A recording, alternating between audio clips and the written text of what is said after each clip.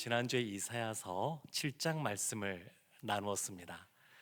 이사야서 7장부터 12장까지의 말씀을 그냥 한 장씩 이렇게 좀 살펴보려고 하고 있는데, 지난주 7장에 어떤 말씀이 있었냐면 이 남유다 위쪽에 있는 북이스라엘과 또 그 북동쪽에 있는 아람, 그러니까 오늘날로 말하면 시리아 땅입니다. 시리아 땅에 있는 그 아람과 북이스라엘, 이 두 나라가 그 위쪽에 있었던 신흥 막 떠오르는 제국인 아수르에 대항하고자 연합군을 형성했는데, 그들 힘으로는 부족하다 느껴서 남유다와도 함께 하자고 얘기했습니다. 근데 남유다의 아하스 왕이 그것을 거절합니다.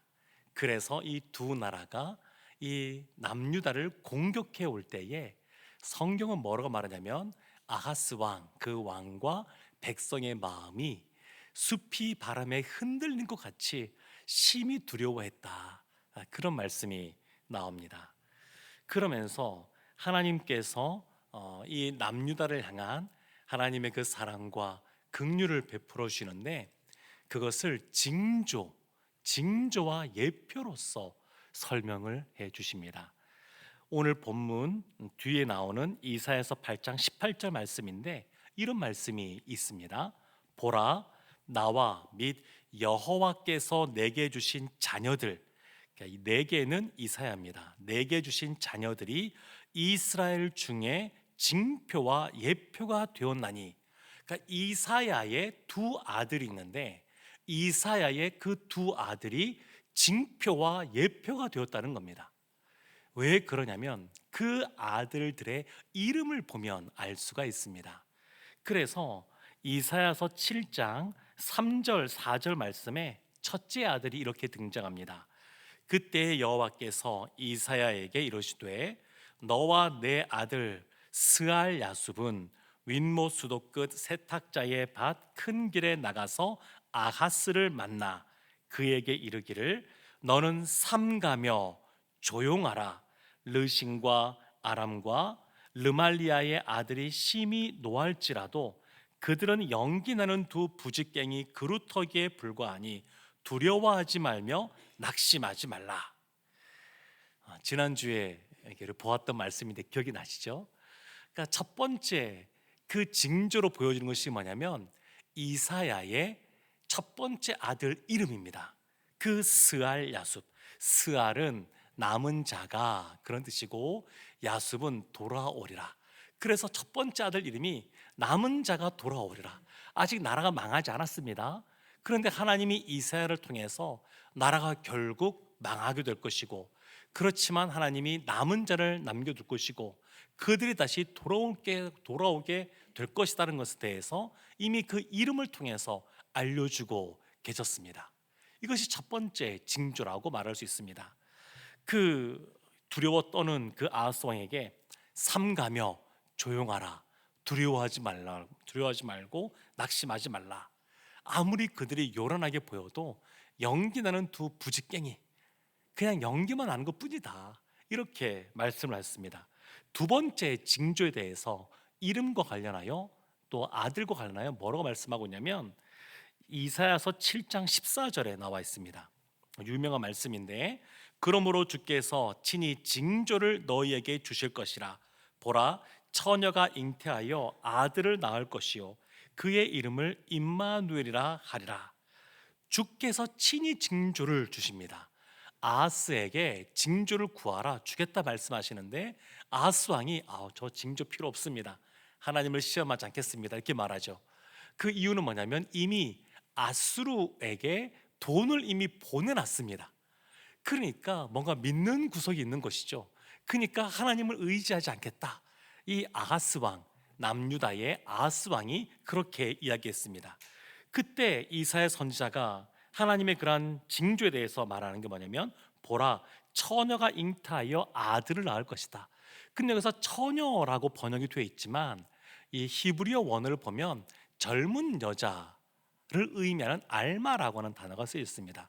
처녀라는 단어가 따로 있고 젊은 여자를 의미하는 단어가 따로 있는데, 여기에서는 젊은 여자를 의미합니다. 젊은 여자에는 처녀도 포함이 되지만 결혼한 유부녀 중에서도 젊은 분들이 있죠. 다 포함이 되는 겁니다. 그러면 왜 여기선 처녀라고 번역을 했을까? 우리 한글 성경에서는 이것은 이제 그 역사적으로 올라가게 되면 히브리어 성경을 헬라어 성경으로 이렇게 번역하는 작업을 예수님이 오시기 전에 그 70인경이라 그래서 그런 작업들을 했었습니다. 그때 그 사람들이 번역할 때 어떤 생각을 가지고 번역을 했냐면 메시아 사상에 아주 집중해서 입각해서 번역을 했습니다. 그래서 그 이후에 보면 동정녀를 통해서 그 예수 그리스도가 오실 것을 말씀하고 있기 때문에 번역 자체를 처녀 이렇게 하는 겁니다. 젊은 여자인데 처녀 이렇게 하는 거예요. 근데 사실 요것만 보면 우리가 의아할 수 있죠. 아니, 예수님이 오신다고 하는 이 임마누엘, 임마누엘 하나님 우리와 함께 하신다는 뜻이잖아요. 이 임마누엘이라고 일컬어지는 그 아들이 오는 것은 우리가 생각할 때 한참 뒤 아닙니까? 지금 이사야가 지금 말하는 이때가 아니라 아하스 왕이 지금 겪고 있는 위기의 상황이 아니라 한참 뒤 아닙니까? 그러면 왜 여기에서는 임마누엘이 왜 징조가 된다고 말하고 있을까? 그래서 신학자들이 보통 이것을 어떻게 설명하냐면 이중적 관점, 그러니까 포커스가 두 개라는 거야. 가까이에 있는 것, 멀리 있는 것. 멀리 내다보면 우리가 알고 있는 것처럼 예수 그리스도를 의미합니다. 여기서 말하는 메시아가 임마누엘, 그 아들, 그 임마누엘이 예수 그리스도를 말합니다. 근데 가까이 보면 그것이 아니라 이사야의 둘째 아들이라고 봅니다. 이사야의 둘째 아들. 첫 번째 아들 그 스알 야숲은 7장에 등장하게 되고 이사야서 9장, 오늘 8장이죠. 9장을 보면 이 메시아 임마누엘, 그 메시아에 대한 평강의 왕으로 오시는 그 아들의 설명이 되어 있고, 오늘 이 8장이 보면 이사야의 둘째 아들이 그 징조로서 주어지게 됩니다. 그래서 오늘 이 8장의 말씀 통해서 이사야의 둘째 아들을 통해서 하나님이 계속해서 이 아하스 왕과 또 그 남유다에 있는 사람들에게 소망의 말씀들을, 또 회복의 말씀들, 그리고 그들이 잘못한 것을 돌이키게 하는, 회개케 하는 그러한 말씀들을 주고 계신 것을 볼 수가 있습니다. 그래서 그 내용이 1절부터 시작이 되는데요, 우리 8장 1절 말씀, 이름이 어려워서 천천히 읽으셔야 될 겁니다. 우리 함께 한번 합독하겠습니다. 여호와께서 내게 이르시되 너는 큰 서판을 가지고 그 위에 통용 문자로 마헬 살랄 하스바스라 쓰라. 아멘. 마헬 살랄 하스바스. 근데 하나님께서 지금 이사야에게 뭐라고 말하냐면 큰 서판, 큰 서판을 가지고, 그러니까 큰 서판이라고 하는 것은 사람들이 보기 쉽게 하는 거죠. 거기에다 통용 문자, 사람들이 읽을 수 있는 통용 문자, 그러니까 보기 쉽고 읽고 쉽게 뭐라고 쓰라고 말하냐면 마헬 살랄 하스바스. 우리 지금 교회 그 유리로 된 그 겉면에 아주 멋있게 현수막이 붙어 있지 않습니까? 새로운 출발을 온 마음 다해 응원합니다. 이런 것 붙어 있는데 크게 써져 있으니까 멀리서도 잘 보이지 않습니까? 그러니까 마치 오늘로 하면 큰 현수막 같은 거예요. 큰 현수막처럼 하나님이 지금 이 글자 8글자가 보이게 하라는 겁니다. 이게 사실은 단어가 이렇게 똑같은 의미를 가진 두 개가 이렇게 붙어 있는 건데, 마헬이라고 하는 것은 뭐냐면 이것은 약탈이랍니다. 약탈한 뜻이고, 그 다음에 살랄, 이것은 급히, 하스도 노략, 약탈한 뜻이고, 그리고 바스도 이거는 빨리 그 뜻입니다. 그러니까 약탈이 빨리 일어날 것이다. 전리품을 금방 가져갈 것이다. 이런 뜻이 담겨져 있습니다.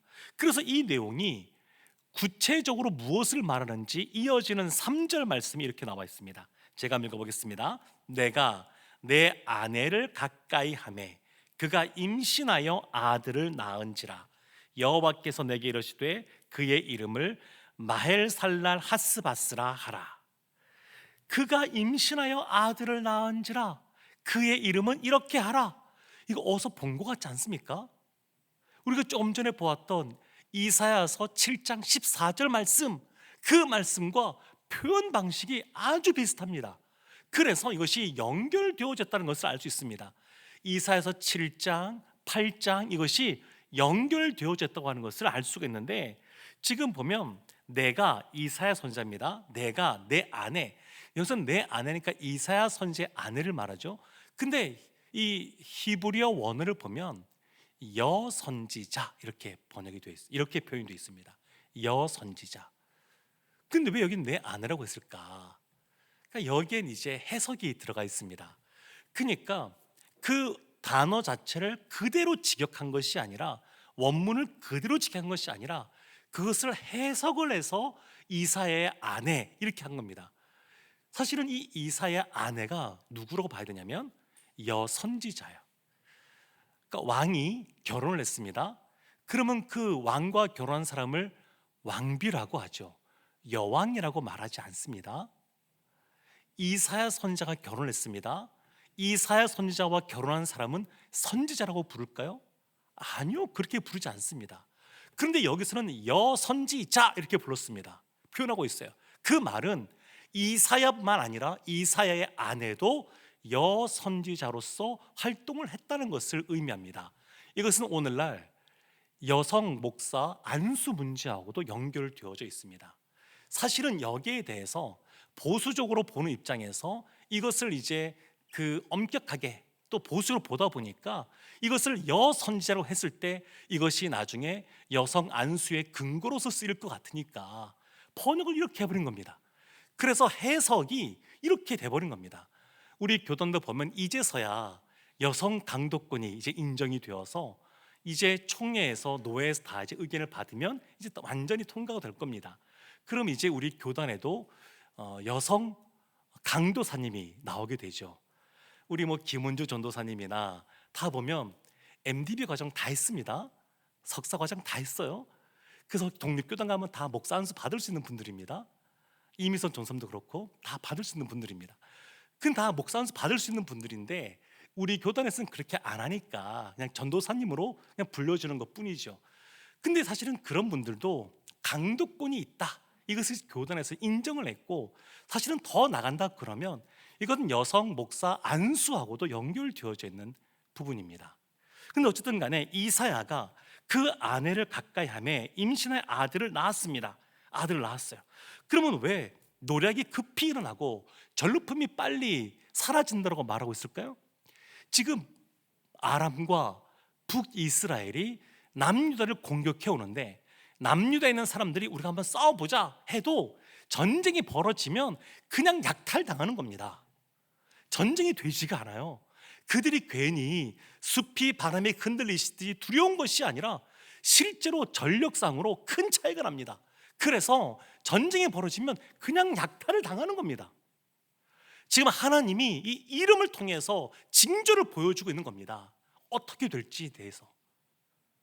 그래서 지금 그 아들, 세 명의 아들, 이사야의 첫째 아들, 또 처녀가 아들 낳는 그 아들, 그리고 이사야의 둘째 아들, 이 아들들을 통하고 또 그들의 이름들을 통해서 하나님이 지금 징조를 보여주고 계십니다. 이들은 지금 두려워하고 있죠. 두려워하고 있는 그들 가운데 지금 불안해하고 그것이 자신들을 엄습해 있는 그들 가운데 하나님이 반복해서 지금 징조를 보여주고 있습니다. 징조. 그것이 이제 이어지는 말씀이 5절부터 이렇게 나옵니다. 5절과 6절 말씀을 제가 한번 보겠습니다. 4절 말씀 우리 한번 빠뜨렸는데 4절 말씀 한번 더 보겠습니다. 함께 보겠습니다. 이는 이 아이가 내 아빠 내 엄마라 부를 줄 알기 전에 다메섹의 제물과 사마리아의 노략물이 아수르 왕 앞에 옮겨질 것임이라 하시니라. 이 아이가 내 아빠 내 엄마라 부를 줄 알기 전, 아이가 아빠 엄마 말하는데 몇 년 걸릴까요? 저는 이제 다 잊어버렸어요. 기억이 잘 안 납니다. 언제 아빠 엄마 말하는지 모르겠어요. 그래도 뭐 돌 전후에서 하지 않을까요? 그러면 얼마 지나지 않은 겁니다. 이 둘째 아이가 태어나고 그 둘째 아이가 태어나서 엄마 아빠를 말하기 전에 이미 다메섹, 이 아람의 수도 그 다메섹, 사마리아 북이스라엘 수도 사마리아가 아수르에게 무너지게 될 것에 대해서 말하고 있습니다. 그러니까 지금은 아람이 너무 커 보이고 북이스라엘과 연합군이 너무 거대하고 그 앞에서 우리는 아무것도 아닌 것처럼 보일지 몰라도 하나님이 그들을 향하여 그들은 연기나는 두 부지깽이에 불과하다 이렇게 말씀하셨는데, 그것이 이사야의 둘째 아들이 태어나서 그가 아빠 엄마를 말하기 전에 그것이 이루어질 것이다. 그러니까 얼마 남지 않은 겁니다. 하나님이 그렇게 그들 가운데 소망의 말씀들을 계속 주고 계십니다. 그러면서 5절 6절에 이렇게 이어서 말씀하십니다. 여호와께서 다시 내게, 이사야입니다, 내게 말씀하여 이르시되 이 백성이 천천히 흐르는 실로와 물을 버리고 르신과 르말리아의 아들을 기뻐하느니라. 이 백성, 그러니까 남유다에 있는 그 백성들이죠. 예루살렘 주민들입니다. 그들이 천천히 흐르는 실로와 물, 그러니까 천천히 흐르는 실로와 물, 그러니까 실로와 물은 그 성 밖에, 예루살렘 성 밖에 기온샘이라고 있고요, 그것을 성내로 끌어들인 곳이 실로암, 우리가 아는 실로암, 그러한 연못이 됩니다. 그런데 그 기온샘에서 실로아까지 오는 그 길을 실로아 물이라고 말합니다. 실로아 물. 근데 하나님이 물이 별로 많아 보이지도 않고 천천히 흐르는 그 물에 빗대어서 천천히 흐르는 실로아 물, 하나님을 이렇게 표현하고 계십니다. 하나님이 하나님을 천천히 흐르는 실로아 물, 물량이 많지가 않아요. 천천히 흘러갑니다. 우리의 생각에는 하나님이 하나님 일을 행하시는데 우리가 원하는 대로, 원하는 방식대로 이렇게 딱딱 이루어 주시면 너무너무 좋을 것 같은데 생각보다 하나님은 천천히 행하십니다. 천천히 흐르는 실로아 물. 그러니까 지금 아람 군대와 북이스라엘 그 연합 군대가 막 쳐들어옵니다. 눈에 보입니다. 그런데 마음이 급하죠. 그런데 지금 하나님은 천천히 흐르는 실로아 물처럼 행하십니다. 그러니까 남유다가 어떻게 행하는 거냐면 천천히 흐르는 실로아 물인 여호와를 버렸습니다. 그리고 그들은 르신, 아람 왕인 르신, 르말리아의 아들, 이게 북이스라엘의 그 왕인데 그들을 기뻐합니다. 이 말은 북이스라엘과 아람의 군대를 기뻐하는 게 아니라 그들의 그와 같은 강력함, 군대 위력, 이런 걸 더 좋아하는 겁니다. 하나님처럼 이렇게 천천히 흐르는 실로와 물처럼 이런 것은 너무 답답하고 그건 별로 그들이 원하는 것이 아니고, 세상의 그러한 권력을 갖고 그리고 군사력을 갖고 힘을 갖고 있는 모습, 이들은 그것을 기뻐한다는 겁니다. 그래서 참 이 하나님을 버리고 그런 것을 취하는 그 유다의 모습을 말해주고 있습니다. 사랑하는 성도 여러분, 성령 충만, 우리가 늘 기도하는데 성령 충만은 이런 식으로 표현할 수 있습니다. 어떤 일이 있으면 그 문제는 작아 보이고 하나님은 커 보이는 겁니다. 하나님이 커 보이면 문제는 작아 보이는 것이죠. 만약에 우리 가운데 여러 가지 위기가 닥쳤습니다. 두려운 일이 생겼습니다. 그래서 나로 하여금 두렵게 하는 그 어떤 위기 상황이 너무 커 보이고 나를 구원해 주시고 보호해 주실 하나님은 작게 보인다 그러면 그 상태는 성령 충만과 거리가 있는 상태입니다. 우리가 무엇인가를 결정해야 될 때가 있죠. 언제 결정해야 될까요? 하나님이 커 보이고 문제는 작아 보일 때 결정해야 될까요? 아니면 하나님은 작아 보이고 문제가 커 보일 때 결정해야 될까요? 하나님이 커 보이기까지 천천히 흐르는 실로와 물처럼 너무 답답할 수도 있습니다. 아람과 북이스라엘 군대처럼 힘있게 강력하게, 그리고 세상적인 것들로 무엇인가 빨리 결정하고자 하는 유혹이 들 때 사실은 그때 결정하면 안 되고 성령 충만할 때 결정하셔야 됩니다. 하나님이 커 보일 때 결정하셔야 됩니다. 그래야 바른 결정을 하게 됩니다. 남유다는 그런 하나님을 선택하지 못했습니다. 그래서 7절 8절 이렇게 말씀이 이어집니다. 그러므로 주 내가 흉룡하고 창일한 큰 하수 곧 아수르 왕과 그의 모든 위력으로 그들을 덮을 것이라. 그 모든 골짜기에 차고 모든 언덕에 넘쳐 흘러 유다에 들어와서 가득하여 목에까지 미치리라. 그러니까 그들이 천천히 흐르는 실로와 물인 여호와를 버리고 아람과 북이스라엘의 강력한 그러한 군사력과 위력을 선택하니까 하나님이 아람과 북이스라엘보다 훨씬 더 크고 흉룡하고 창일한 큰 하수 곧 아수르를 택합니다. 티그리스 강과 유프라테스 강이 있는 그 아수르를 택해서 그들과 그의 모든 위력으로 남유다를 덮어버릴 것이다, 이렇게 말씀하고 있습니다. 하나님을 선택하지 않고 하나님을 버리고 세상 것들을 쫓아가니까 하나님이 더 큰 세상의 것으로 그들을 덮어버리는 거예요. 그래서 모든 골짜기가 차고 모든 언덕이 넘치고 흘러 유다에 들어와서 어디까지 차냐면 목 밑에까지 차버리게 하신다, 이렇게 말씀하고 있습니다. 그리고 8장 끝부분에 이렇게 말합니다. 임마누엘이여 그가 펴는 날개가 내 땅에 가득하리라 하셨느니라. 임마누엘이 또 나옵니다. 7장에도 나왔지만 여기 또 나옵니다. 임마누엘. 7장과 8장이 연결되어 있다는 것이죠. 임마누엘, 그가 펴는 날개가 내 땅에 가득하리라. 그렇지만 결국 하나님과 함께 할 때 하나님이 임마누엘로 오히려 그 모든 날개로 그 모든 것을 덮어주는 그날이 온다, 이렇게 말씀하고 있고, 이것이 언제 성취가 되냐면 아하스 왕 다음 아들인 히스기야 왕 때 이것이 성취가 됩니다. 사내립이 공격해 왔을 때 그가 하나님께 기도할 때 하나님이 이 말씀대로 행해 주십니다. 그래서 그때 구원을 경험합니다. 사랑하는 성도 여러분, 두려움이 밀려올 때 어떻게 해야 되냐면 하나님이 주신 말씀들을 꼭 기억하고 붙잡으셔야 됩니다. 아무리 하나님이 천천히 흐르는 실로와 물처럼 우리 가운데 계실지는 몰라도 그 하나님을 꼭 기억하고 붙잡고 있어야 됩니다. 그러면 임마누엘을 경험하게 됩니다. 9절과 10절 말씀에 하나님이 이렇게 계속 이어서 말씀하십니다. 너희 민족들아, 남유다의 너희 민족들, 여기는 이제 아람과 북이스라엘, 더 나아가서 아수르까지 포함된다고 볼 수 있는데, 너희 민족들아 함성을 질러 보아라. 그러나 너희는 끝내 패망할 것이다. 사실은 이 남유다가 한 남유다를 징계하는 그러한 수단으로 하나님이 아람도 북이스라엘도 아수르도 나중에 바벨론도 그 다음에 페르시아도 하나님이 다 사용하시는데, 그렇게 하나님이 사용한다 그래서 그들이 다 옳은 상태로 있는 것도 아닙니다.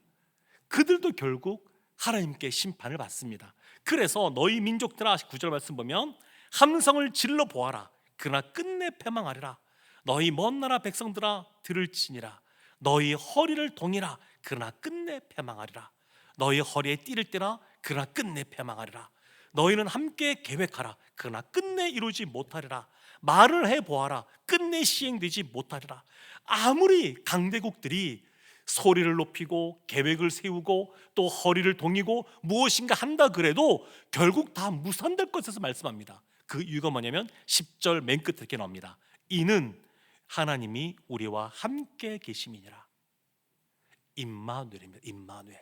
원어로 보면 임마누엘. 그래서 지금 8장에도 임마누엘이 2번 나오는 겁니다.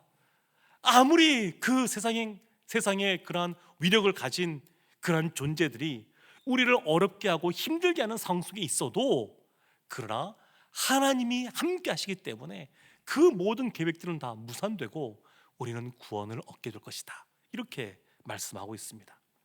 11절 말씀에 이렇게 말씀합니다.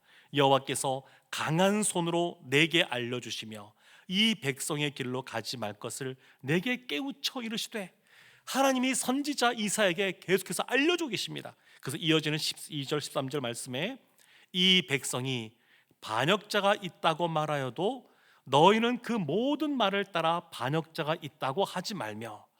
그러니까 살펴보십시오. 이 부정적인 말들은 그냥 누룩처럼 굉장히 빨리 퍼져갑니다. 바이러스 같아요. 우리 가운데 남유다, 우리 가운데 북이스라엘과 아람과 이렇게 내통하는 사람이 있대. 그들이 우리의 왕조를 뒤엎으려고 그런데 이런 말들을 한다 그러면 이것이 사람들의 마음을 더 요동치게 만드는 겁니다. 그러니까 세상 사람들이 말하는, 세상의 위력에 따라서 말하는 그런 것에 대해서 휘둘리지 말고 말하지 말라는 겁니다. 그런 부정적인 것, 하나님으로부터 오는 소망의 말씀이 아니라 하나님부터 오는 것이 아닌 세상의 관점에서 오는 그런 가치관과 세계관 속에 속한 말들을, 그 말들을 옮기지 말라는 겁니다. 너희는 그런 말 하지 말라. 그러면서 12절 뒷부분 이렇게 나오죠.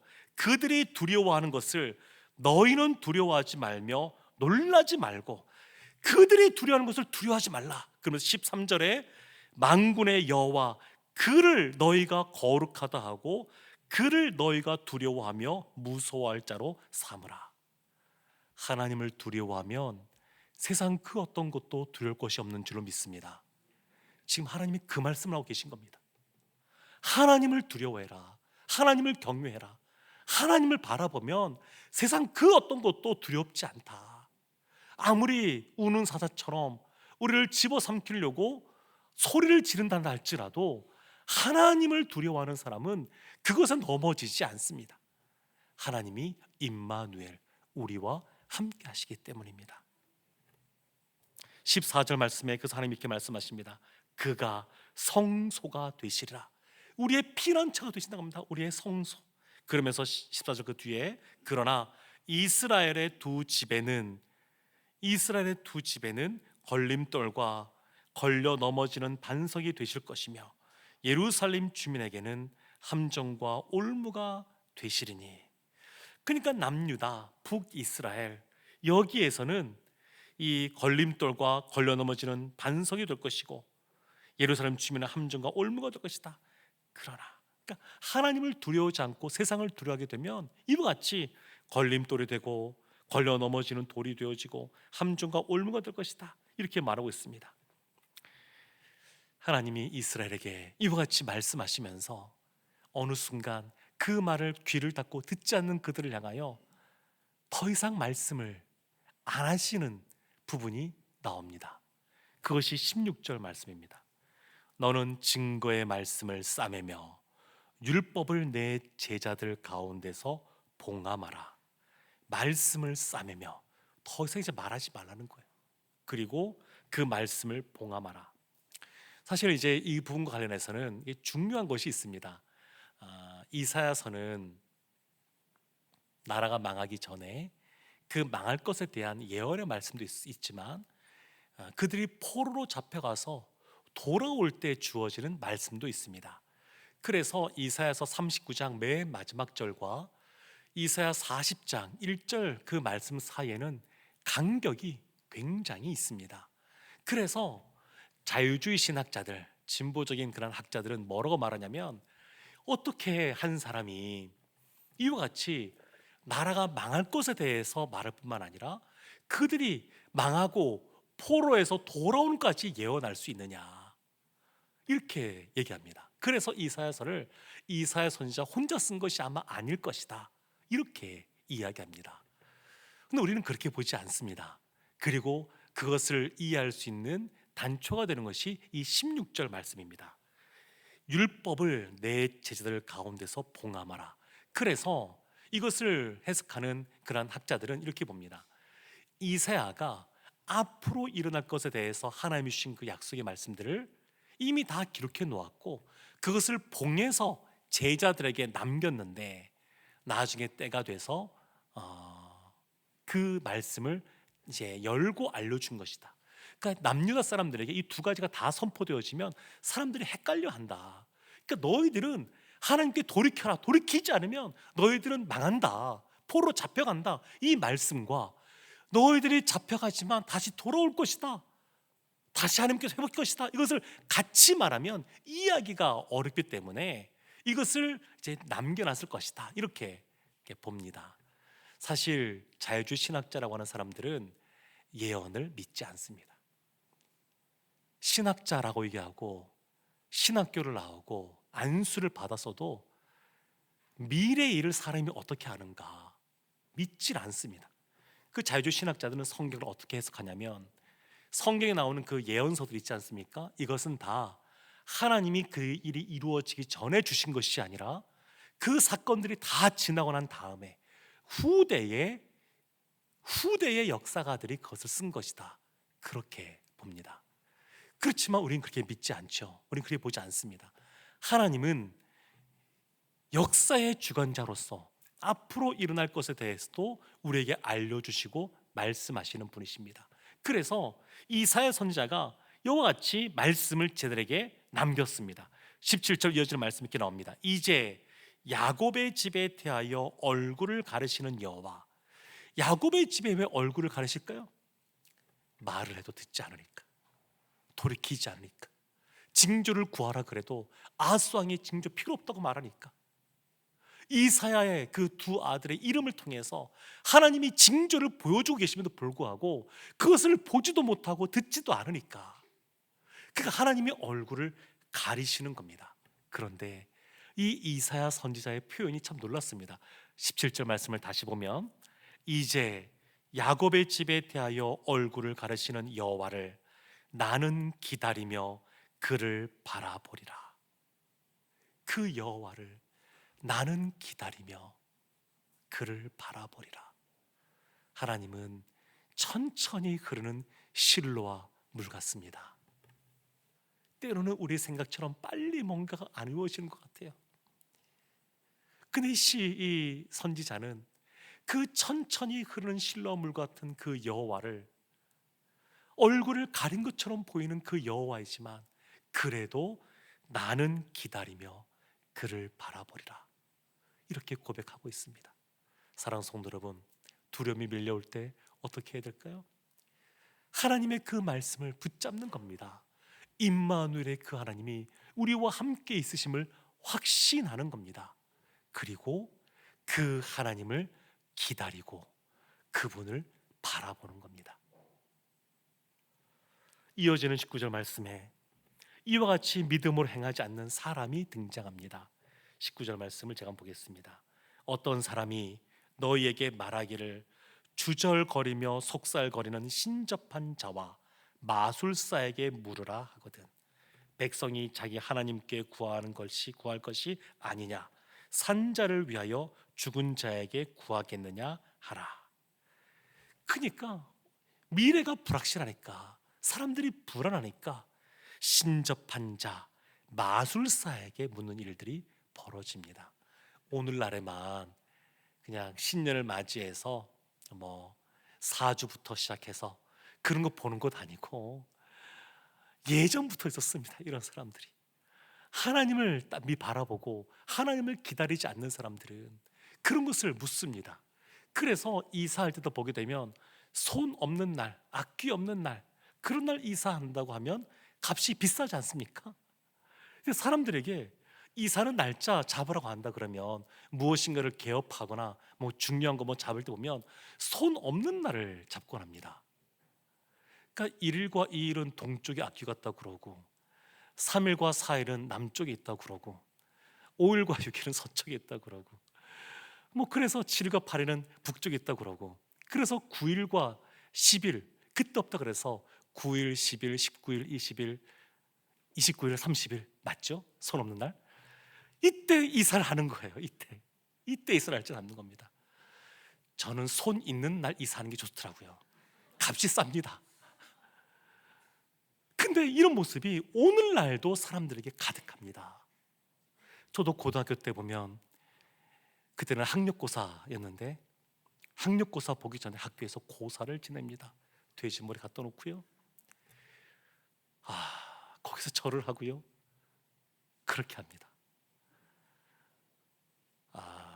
저는 그 자리에 못 있겠더라고요. 그래서 저는 못 있겠습니다. 그래서 저는 그 학교 옆에 교회 가서 기도했는데 그 시간에, 그러니까 오늘날 이것이 너무나 많이 퍼져 있습니다. 오히려 새마을 운동을 하던 그때는, 그 70년대 80년대 그때는 제 기억 더듬어 보게 되면 오히려 이와 같은 걸 하게 되면 미신이라 그래서 사람들이 거리를 두기 시작했습니다. 그냥 혼자 몰래 가서 점 보는 사람은 있어도 나 점 보러 다녀요 이렇게 말하는 사람 찾아보기가 좀 쉽지가 않았던 시대였던 것 같습니다. 근데 어느 순간 지방자치제가 되면서 우리 것이 좋은 것이요 그러면서 그런 것들이 다시 다 살아나기 시작했고, 요즘 젊은 세대들은 오히려 50대, 60대보다 20대, 30대가 점을 더 많이 번다는 통계가 나와 있습니다. 그러니까 아무리 이 시대가 변해도 신접한 사람, 마술을 구하는 사람들이 있습니다. 근데 하나님이 뭐라고 말씀하자면 하나님께 구할 것이 아니냐, 산자를 위하여 죽은 자에게 구할 것이냐, 이렇게 말씀하고 있습니다. 그러면서 20절 말씀이 이렇게 말합니다. 그럼 어떻게 해야 되느냐? 마땅히 율법과 증거의 말씀을 따를지니. 말씀을 따르는 겁니다. 말씀과 증거를 따르는 겁니다. 하나님이 주신 약속의 말씀이 있는데 그것을 바라보고 붙잡고 나아가야지 다른 걸 따르지 말라는 겁니다. 하나님의 말씀을 따르지 않고 이와 같이 신접한 자를 따라가는 모습으로 삶을 살게 되면 어떤 모습이 있느냐? 아주 무시무시한 말들이 나오기 시작하는데, 20절 말씀부터 제가 다시 한번 보겠습니다. 마땅히 율법과 증거의 말씀을 따를지니 그들이 말하는 바가 이 말씀에 맞지 아니하면 그들이 정녕 아침 빛을 보지 못하고 이 땅으로 헤매며 곤고하며 굶주릴 것이라. 그가 굶주릴 때에 격분하여 자기의 왕과 자기의 하나님을 저주할 것이며 위를 쳐다보거나 땅을 굽어 보아도 환난과 흑암과 고통의 흑암뿐이니 그들이 심한 흑암 가운데로 쫓겨 들어가리라. 하나님의 말씀입니다. 하나님의 말씀을 붙잡지 않고 천천히 흐르는 그 실로암 같은 그런 물, 실로암 물, 그런 모습으로 있을지 몰라도 그 하나님을 버리고 세상적인 것들을 쫓아가고 그것을 붙잡고 살아가면 이와 같이 된다고 하나님이 경고하고 계십니다. 사랑하는 성도 여러분, 두려움이 밀려올 때 그 두려움 속에 판단력이 흐려져서 세상적인 것을 붙잡지 않기를 바랍니다.